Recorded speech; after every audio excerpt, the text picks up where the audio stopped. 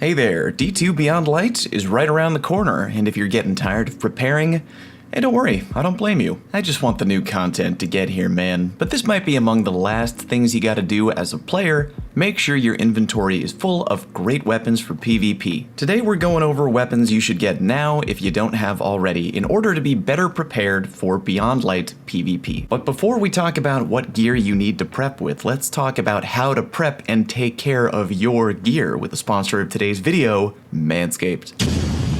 Manscaped. Normally I tell you about how you gotta take care of your downstairs primary with Manscaped and their Perfect Package 3.0. Well, you still should, but don't forget there's other spots on your body that need routine cleaning too. Enter the brand new Weed Whacker nose and ear trimmer by Manscaped. Fellas, ain't nobody out there digging the bushy nose hair and ear look. When the club finally reopens, you're not gonna get a lot of numbers rolling in looking like a moderately sexy grandpa. The Weed Whacker nose and ear trimmer comes with skin-safe technology, reducing snags and tugs. For the record, yeah, I use all this stuff before telling you about it, and it really is very easy to use. Up your hygiene game and get 20% off your Weed Whacker and free shipping when you use promo code PLAYS20 at manscaped.com, and thanks again to the fine people at Manscaped. Alright, back to PvP gear. Like the PvE weapon video I did recently, link to that in the video description if you haven't seen it already.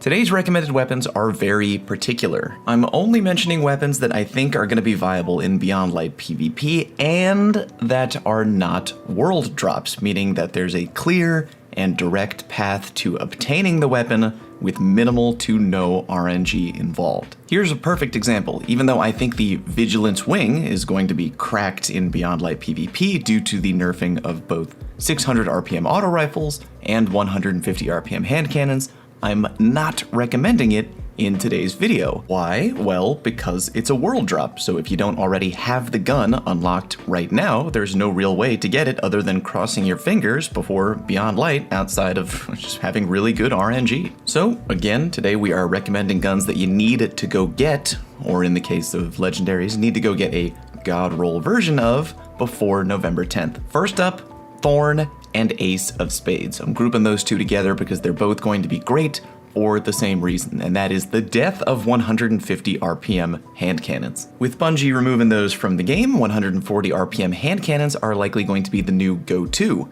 and in the land of the 140 RPM hand cannon meta, Thorn and Ace are king. Thorn with its powerful damage over time effect, not to mention the strong remnant power-up on a kill, and Ace with its insane range and powered up bullets on a kill via the perk Memento Mori. While Ace will remain a 140 RPM hand cannon and Thorn will be converting into one, both Thorn and Ace are going to be strong AF in the Beyond Light PvP meta on all input methods, but on M&K especially. Both weapons are available to unlock via their individual exotic quests. Again, won't do a guide on every exotic quest to get every gun mentioned in today's video because then the video would be like an hour long. There are plenty of well-written guides on how to get these guns out there. I'm here to tell you what you need before Beyond Light and why. Next weapon on our list is the Mida multi-tool. Yeah, the scout rifle. Even though scout rifles in D2 aren't getting a buff to their time to kill, Bungie is improving their ease of use factor, as mentioned in the TWAB, via a buff to their aim assist cone. While technically every scout rifle will benefit from this change, the one I think that will see the most use by far is the Mida multi-tool, which was a standout PvP workhorse in early D2. Remember, with 150 RPM hand cannons going away and 600 RPM auto rifles getting tweaked, scout rifles are indirectly going to be better to a degree, and Mida will likely perform very well in the new meta. Like Thorn and Ace, the Mida is available via an exotic quest, so go get one. Quick FYI, don't worry about the exotic catalyst on the Mida multi-tool, trust me on that. Moving on, the Malfeasance hand cannon. This one is kind of weird. Again, with 150 RPM hand cannons going away, other hand cannons will have an opportunity to stand out, and that includes the Malf. As a precision hand cannon, this exotic is getting both a buff to range and a beefier magazine. If you already know, Malfeasance has a current deep mag of 14, but in Beyond Light, it'll be jumping up to 20. Due to how this exotic hand cannon works, Malfeasance can get a guaranteed 5-tap body shot on any Guardian in PvP across the map, because after hitting an enemy with 5 prongs, they go boom. That worked for team shotting too, by the way, i.e. 2 Malfeasances are better than 1.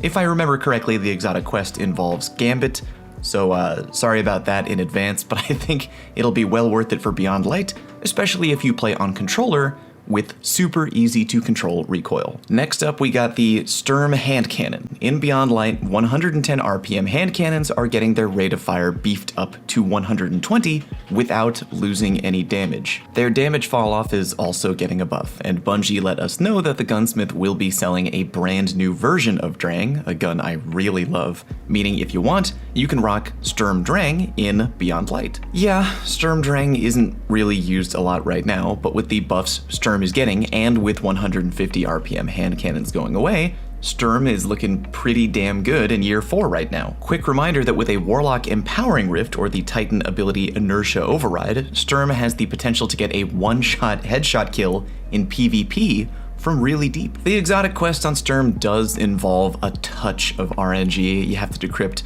an exotic engram as part of the path to getting the gun, and apparently Xur does not count for that. But hey, I think you can get it done. Try to get Sturm if you can right now, it'll likely be very viable in the new meta. Continuing on the exotic side of the list, we have the last word, hand cannon. Are you seeing a theme here? I can only say it so many times. 150 RPM hand cannons are going away, and other already good hand cannons are only going to benefit from their death. And the last word is one of them. As far as I know, last word isn't getting any direct buffs via the Beyond Light hand cannon changes.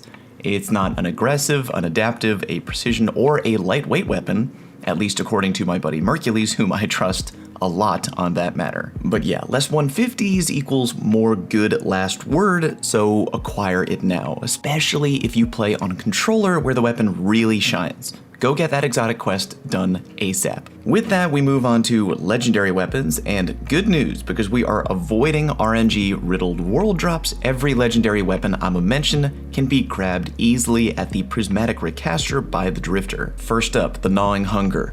Duh. Yeah, 600 RPM auto rifles are getting a slight damage adjustment. While their time to kill is changing slightly, their ease of use is still incredibly high. The Gnawing Hunger is pretty much the current king of legendary PvP auto rifles, and the role options you can get are so good.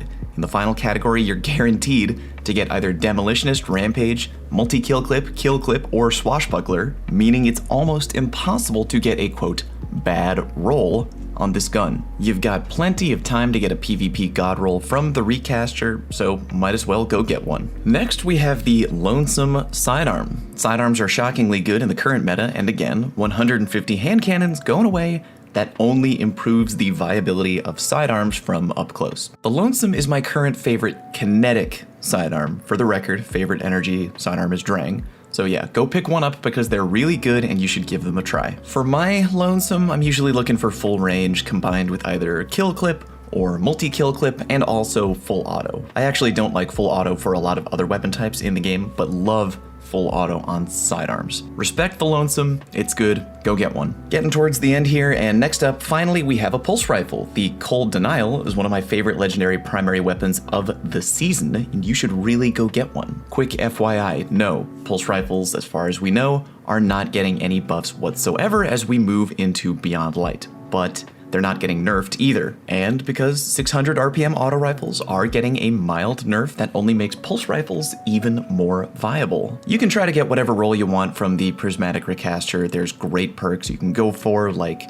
Killing Wind, Zen Moment, Swashbuckler, Unrelenting, and Multi-Kill Clip. I gotta say though, I actually really like the default Cold Denial from the Season Pass. Yeah, I know it has Headseeker, but I made a video a while back that goes into why that perk actually works kinda well with the Cold Denial. Moving on, the 7th Serif CQC Shotgun. Now full disclosure, I am mostly including this weapon because A, I really wanted to include a shotgun on the list because they're great in PvP, and B, because I can't recommend the Fellwinter's Lie. Whoa, why can't he recommend the Fellwinter's Lie? Is it not good?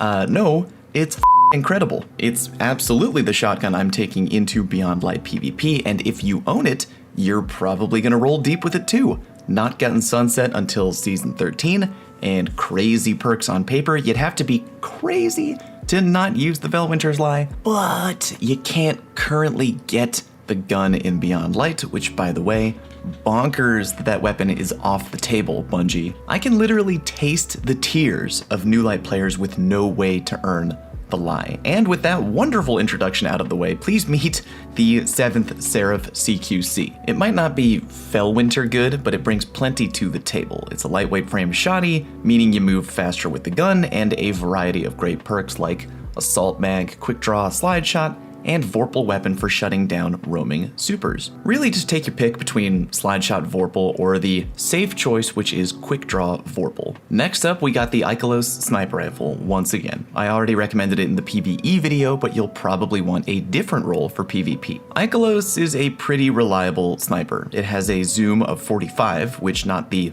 lowest in the game, but it is on the low side, which is what most players prefer. Even though Bungie is changing how much aim assist low zoom snipers get, the Ikelos should still be pretty damn good, clocking in with a default aim assist value of 73. Perk-wise, you're probably looking for moving target and quick draw. No distractions is there, and you can aim for that if you're the type of guy who loves a good hardscope. I prefer moving target, but you do you. Hopefully, if you pulled a bunch for PvE, you already managed to get one with a good roll for PvP. Alright, now time for honorable mentions, of which there are really only a few. Again, I'm leaving out world drops or RNG drops, so please hold your why didn't you recommend Suros regime related questions. Honorable mention number 1, the Astral Horizon shotgun.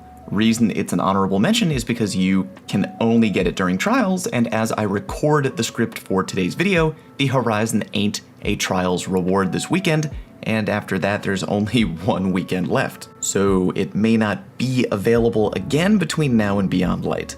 Good news though, it'll likely come back as a trials reward at some point in Beyond Light anyway. It's a good shotgun and you really should try to get one if you don't have one already. Next honorable mention is the Eye of Soul. It just was a trials reward this past weekend and will likely be coming back in Season 12. It's a low zoom sniper with high impact and really good roll options. Try to get one if you can. Next we have the Breach Light sidearm. Depending on how wild you are about sidearms, you might already have that gun. Has a lot of really good roll options, including Vorpal weapon, a top tier sidearm for sure. And that's pretty much it. If you have any weapon recommendations of your own, whether they be via an exotic quest, a vendor drop, a world drop, whatever, share them down below in the comment section. Hope you got a little something out of today's video. Maybe flipped through the old vault or the postmaster, maybe found a hidden gem laying around somewhere. Or maybe you got that extra motivation to go finish an exotic quest you haven't done yet. If you enjoyed today's video, please click the like button and don't forget to subscribe and help me with my humble goal of one day